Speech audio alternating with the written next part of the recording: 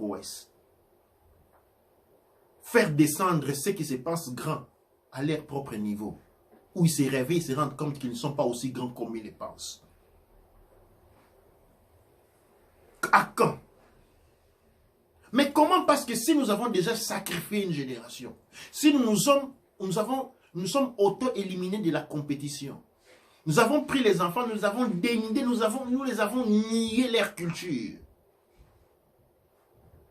Nous leur avons imposé un modèle de vie qui fait qu'ils doivent s'affilier à une culture étrangère qui les accepte juste pour éliminer la compétition qu'ils pourraient représenter en les éduquant comme des Occidentaux.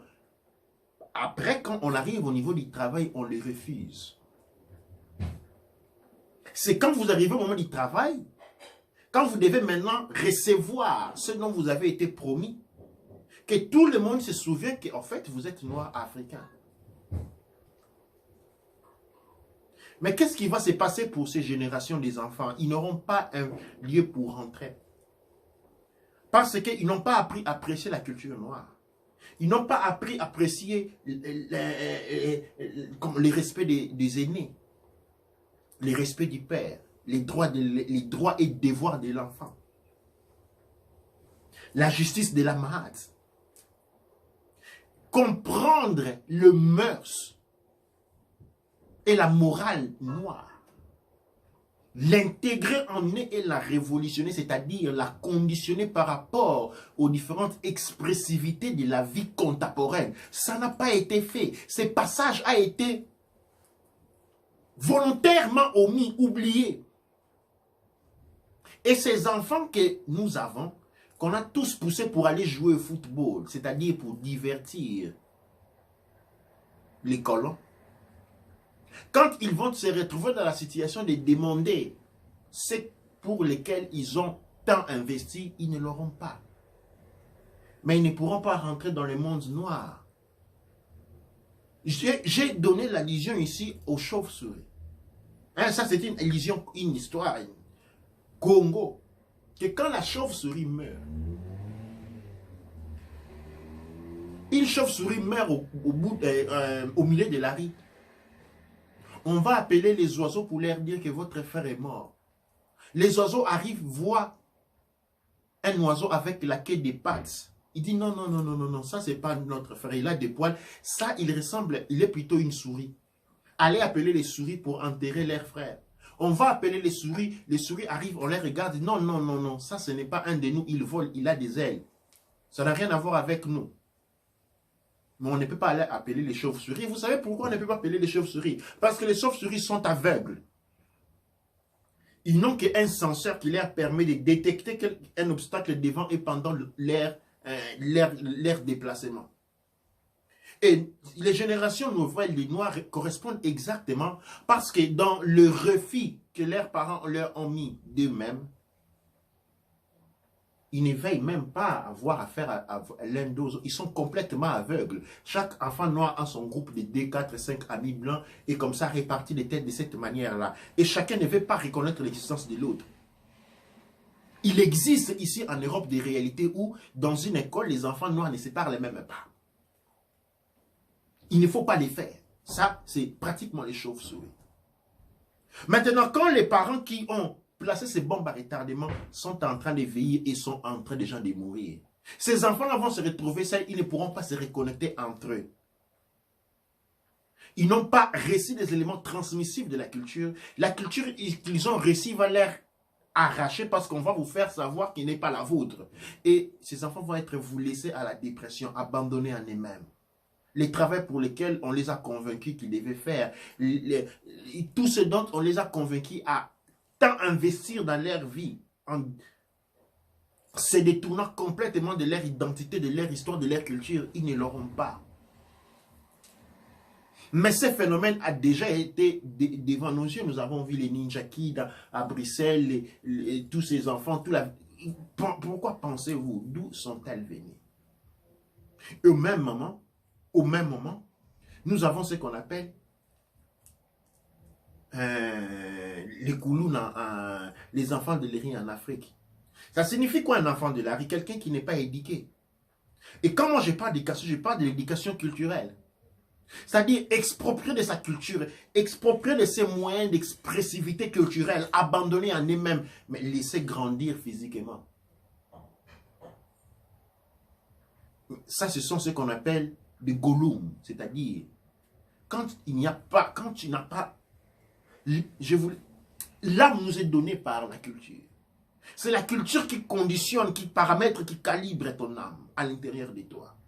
Donne un moyen d'expressivité à ton esprit. Quand ces éléments-là ont été manqués, eh bien, on n'a pas d'esprit.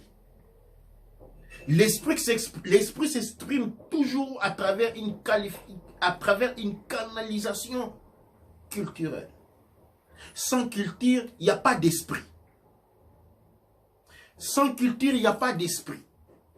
Et la culture n'a rien à voir avec la formation professionnelle. La culture a à voir avec un ensemble d'éthiques, de mœurs, des images, des odeurs, des sons transmis de génération en génération et qui est généré par les quintas, c'est-à-dire la thermodynamique. La thermodynamique, nous avons, c'est-à-dire la chaleur et le mouvement. Une cohésion énergétique capable de maintenir une intégrité dans le temps et dans l'espace à travers les différentes expressivités contemporaines encore et encore de ces mêmes éléments que nous appelons la culture. C'est quelque chose que nous avons manqué. Nous n'avons pas passé aux générations.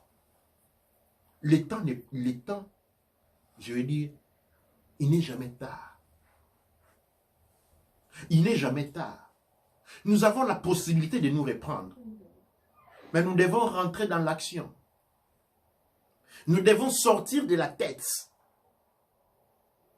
et agir avec le cœur. Regardons notre monde. À quoi ressemblons-nous? Qui sommes-nous devenus? Un prophète Congo, Fumukimba nous disait, les blancs deviendront des noirs deviendront des blancs. Et regardons, nous sommes devenus des blancs. Ça signifie quoi être devenus des blancs? Des gens qui vivent avec le complexe de la caverne. On veut toujours être leader. Dans la caverne, il y a la confusion parce que les voix rebombent. Allez dans les grandes villes de l'Afrique aujourd'hui comme Kinshasa, les bruits du matin au soir, ça c'est la manifestation de la psychologie de la caverne, où les bruits rebombent. Nous, plutôt qui n'avons jamais connu des cavernes, nous sommes tombés, nous sommes devenus comme les gens qui sont venus des cavernes. La méchanceté, la jalousie, toutes des manifestations culturelles qui n'ont rien à voir avec l'authenticité noire. On ne peut pas changer le monde avec le même niveau. On ne peut pas changer sa société, on ne peut pas changer sa même famille. On ne peut pas changer soi-même avec le même niveau mental et énergétique. En mettant en acte les mêmes habitudes qui ont été à la cause de la création du problème. Et c'est ce que nous sommes en train de faire et ce que nous sommes en train de poursuivre à faire et encore, comme des idiots, comme des fous qui insistent et penser qu'à continuer à faire la chose et encore, on va finir par convaincre, je ne sais pas moi quelle divinité à nous donner la réponse voulue. Non.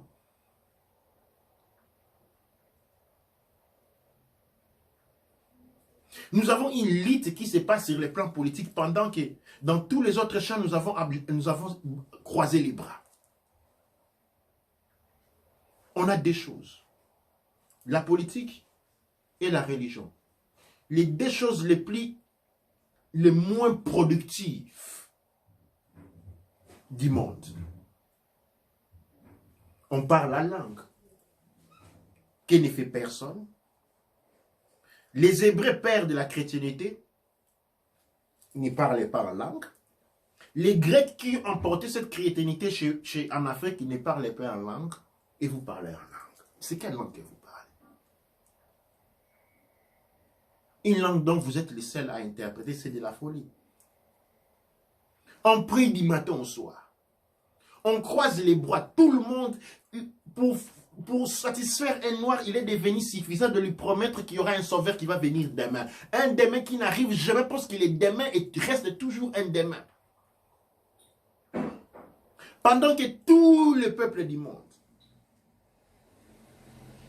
même ceux qui se réclament descendants directs du Christ, de l'ère Jésus-Christ, dont le nom vrai est Joshua ben Yosef, c'est-à-dire Joshua, les fils de Joseph, sont dans les laboratoires. Les temples sont devenus des grandes librairies, des centres de recherche, pas des lieux de culte. Culte signifie cultiver. Le problème quand on dit on fait un culte, on cultive quoi? Culte signifie tout simplement cultiver. On est en train de cultiver quelque chose. Dans un culte, on peut être en train de cultiver quelque chose de bien ou on peut être en train de cultiver quelque chose de mauvais. Et ce culte s'est fait à travers des répétitions rituelles. C'est quoi une répétition rituelle? Quelque chose qu'on fait souvent. Hein? Labourer la terre, c'est un rituel. On refait la même action et encore, c'est un rituel. C'est ça la définition d'un rituel. Une action répétée encore et encore. Et un culte, parce qu'on est en train de faire quelque chose pour obtenir un résultat. Et quand on dit, on va à un culte, on va dans un lieu de culte. Attention, les lieux de culte, c'est là où on va cultiver. Vous allez cultiver quoi? Parce que les autres cultivent les sciences. Chimie, anatomie, astronomie, technologique, ainsi quantique, thermodynamique.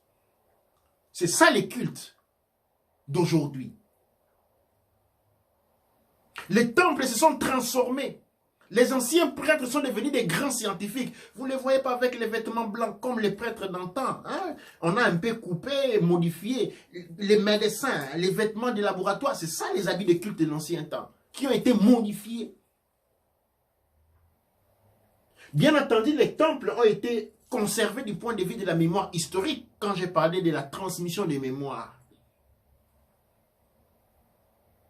Et nous parlons de culte. Un lieu de culte. On va dans un culte faire quoi? Vous cultivez quoi en fait? Parce que n'importe quelle chose que vous avez cultivée pendant ces derniers 40-50 ans a produit les résultats dont vous avez devant vos yeux. Et si vous n'avez pas été conscient d'être en train de cultiver quelque chose, regardez les résultats. Et dites-vous ce que vous avez cultivé, si c'est une bonne chose, eh bien, sortez de votre petit confort existentiel égoïstique où vous ne voyez que vous. Regardez autour de vous. Regardez autour de vous.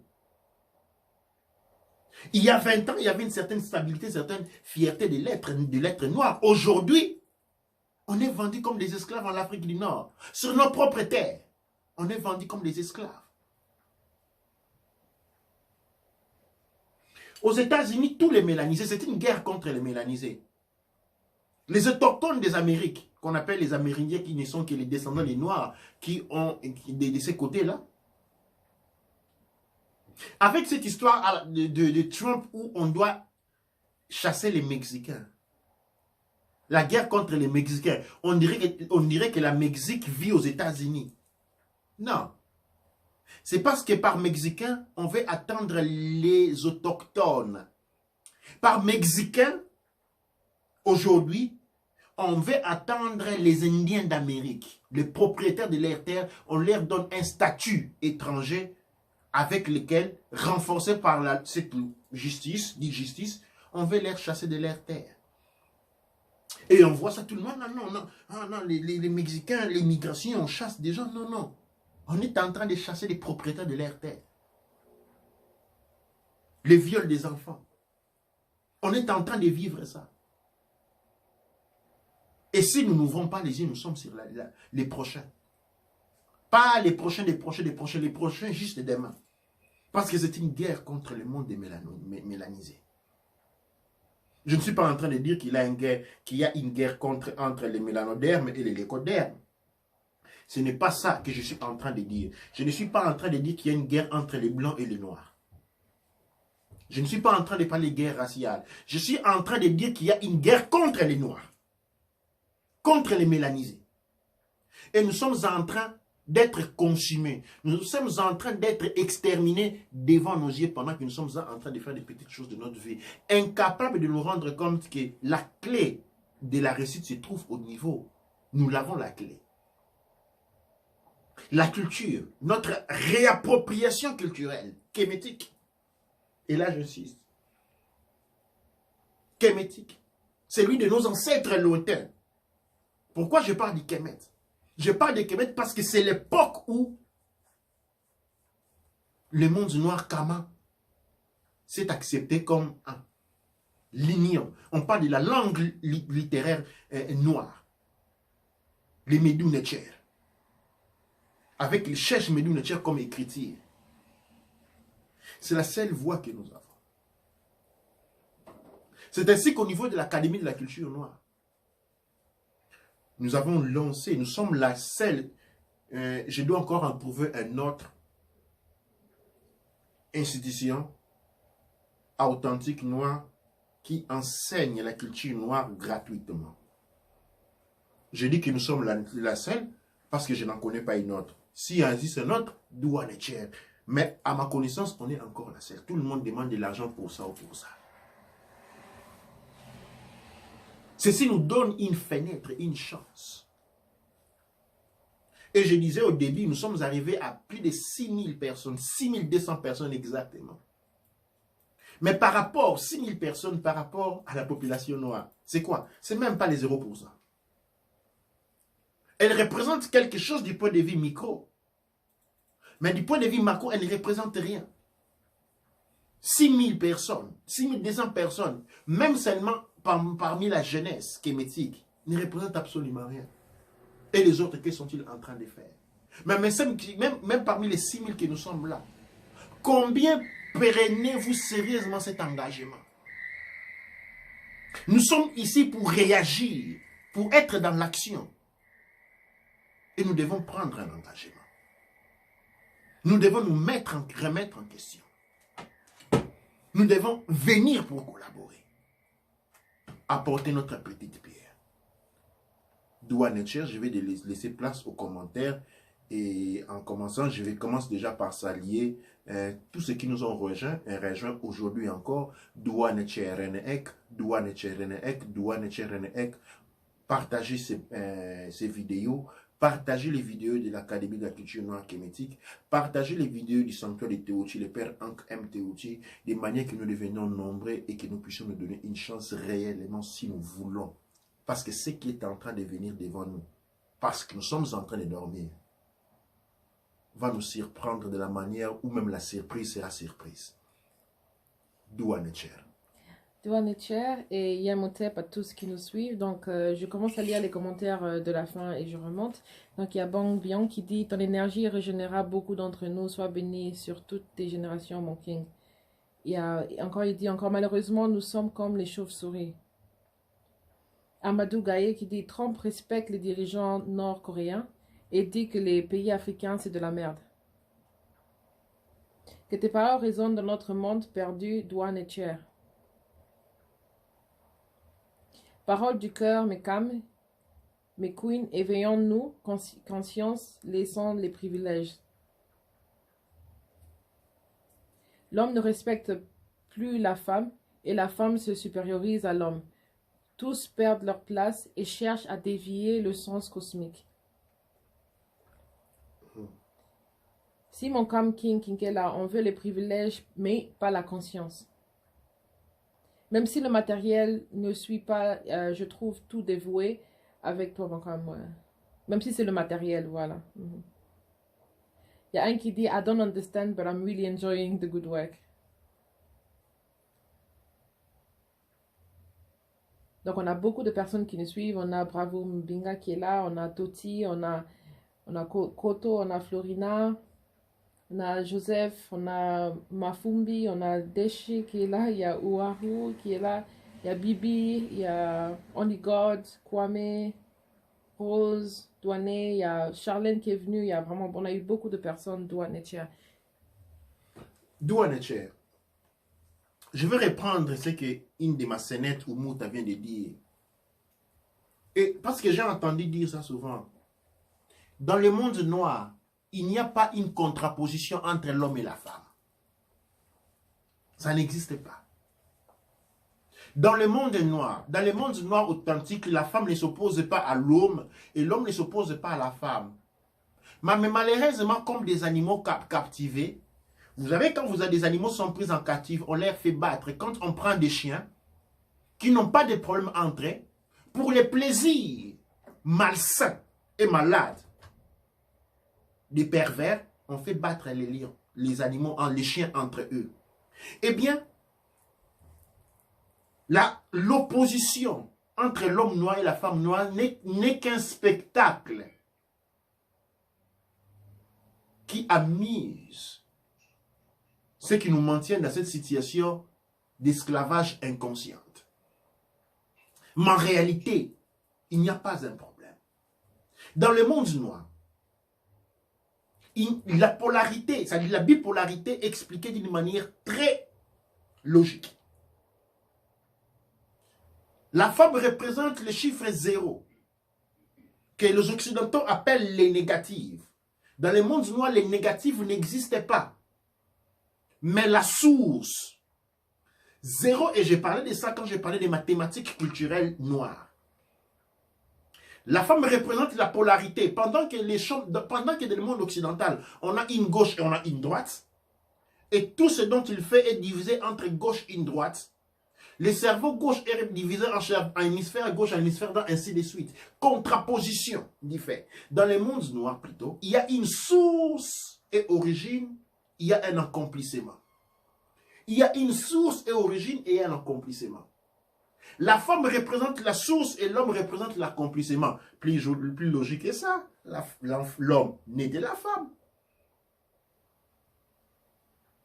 Même quand la Bible vous dit qu'on a pris Adam, on a pris la côte, ça c'est quelque chose qu'on peut traiter à côté. Ça n'a rien à voir avec nous, je peux vous assurer. Cette création biblique se passe aux mêmes époques où dans Sirkemet, on avait Mentuhotep au pouvoir. Donc, cette création biblique n'a rien à voir avec l'homme noir. Absolument pas. D'autant plus qu'elle se passe quelque chose entre 500 ou 600 avant l'ère époque chrétienne.